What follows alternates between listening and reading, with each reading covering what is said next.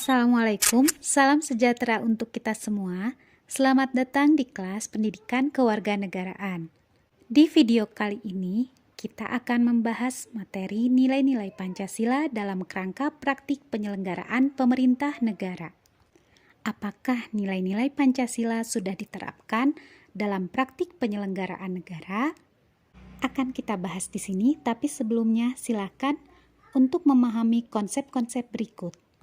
Sistem pembagian kekuasaan Indonesia, kedudukan dan fungsi kementerian dan lembaga pemerintah non-kementerian, serta nilai-nilai Pancasila dalam penyelenggaraan pemerintah.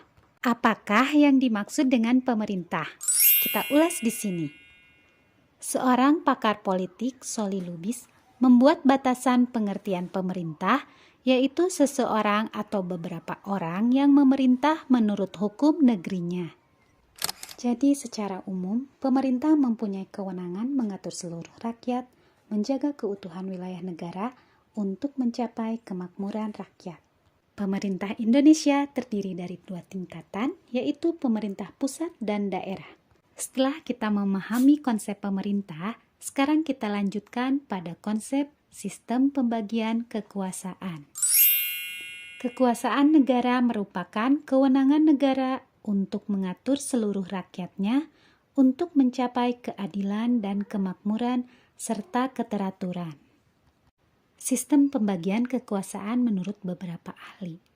Menurut John Locke, sistem pembagian kekuasaan dibagi menjadi 3, yaitu eksekutif, legislatif, dan federatif. Sedangkan menurut Montesquieu, pembagian kekuasaan dibagi menjadi 3, yaitu eksekutif, legislatif, dan yudikatif yang kita kenal dengan trias politika. Kekuasaan legislatif yaitu kekuasaan untuk membentuk undang-undang. Kekuasaan eksekutif yaitu kekuasaan untuk melaksanakan undang-undang. Kekuasaan federatif yaitu kekuasaan untuk melaksanakan hubungan internasional. Kekuasaan yudikatif yaitu kekuasaan untuk mempertahankan undang-undang, termasuk mengadili setiap pelanggaran terhadap undang-undang. Sekarang kita lanjutkan pada konsep pemisahan kekuasaan dan pembagian kekuasaan. Pemisahan kekuasaan berarti lembaga pemegang kekuasaan negara, yaitu legislatif, eksekutif, dan yudikatif, merupakan lembaga yang terpisah satu sama lainnya. Sedangkan pembagian kekuasaan berarti kekuasaan dibagi dalam beberapa bagian, tetapi di antara bagian tersebut terdapat kerjasama. Lalu, bagaimana konsep kekuasaan di Indonesia? Indonesia menerapkan konsep pembagian kekuasaan karena di antara lembaga legislatif, eksekutif, dan yudikatif terjalin koordinasi dan kerjasama. Contohnya, dalam pembuatan undang-undang, DPR bekerja sama dengan Presiden. Kemudian, penerapan pembagian kekuasaan Indonesia terdiri atas 2 bagian. Yang pertama, pembagian kekuasaan secara horizontal, yaitu pembagian kekuasaan antara lembaga-lembaga negara yang sederajat. Yang kedua, pembagian kekuasaan secara vertikal, yaitu pembagian kekuasaan antara beberapa tingkatan pemerintahan. Pembagian kekuasaan secara horizontal mengalami pergeseran setelah amandemen Undang-Undang Dasar 1945.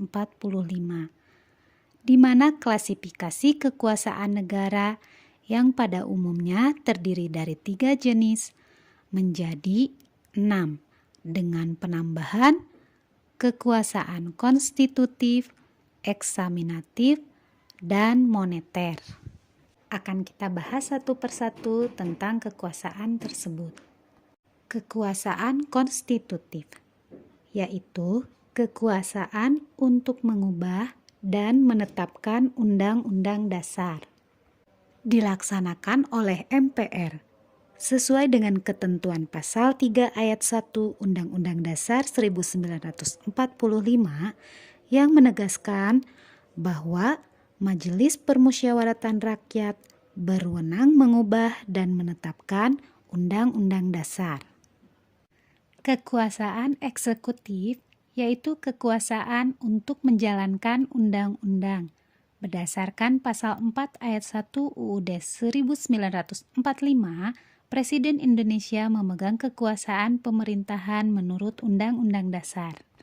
Kekuasaan legislatif, yaitu kekuasaan untuk membentuk undang-undang yang dilaksanakan oleh Dewan Perwakilan Rakyat sesuai dengan pasal 20 ayat 1 Undang-Undang Dasar 1945 yang menyatakan bahwa DPR memegang kekuasaan membentuk undang-undang.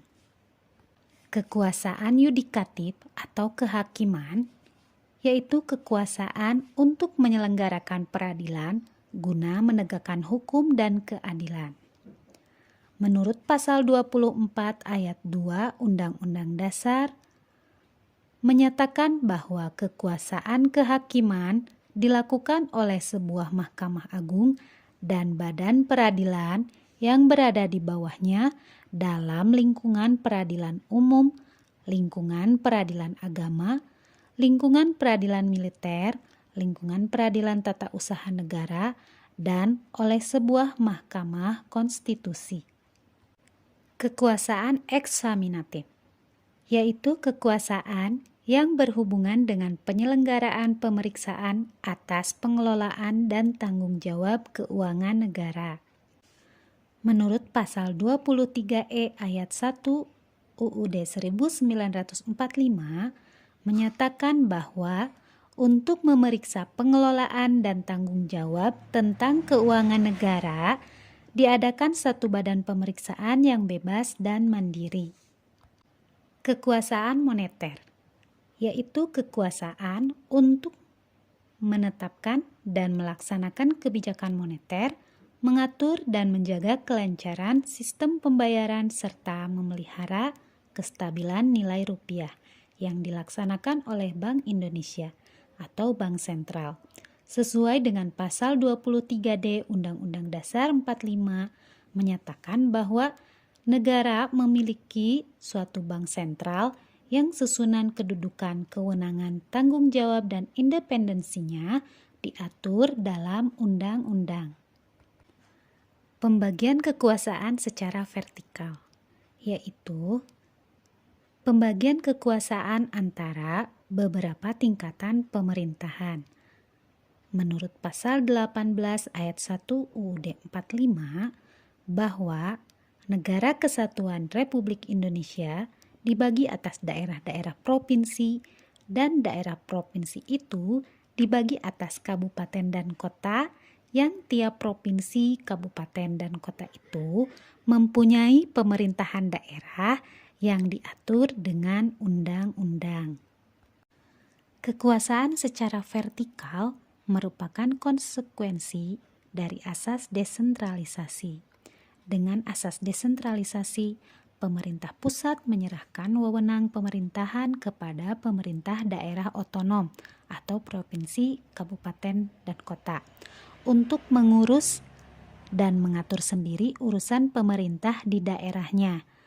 Tetapi kecuali untuk urusan yang menjadi kewenangan pemerintah pusat, yaitu kewenangan yang berkaitan dengan politik luar negeri, pertahanan keamanan, justisi, agama, dan moneter fiskal. Sekian pembahasan tentang sistem pembagian kekuasaan. Sekarang silakan mengerjakan tugas berikut. Terima kasih sudah menyimak. Sampai bertemu di pembahasan berikutnya.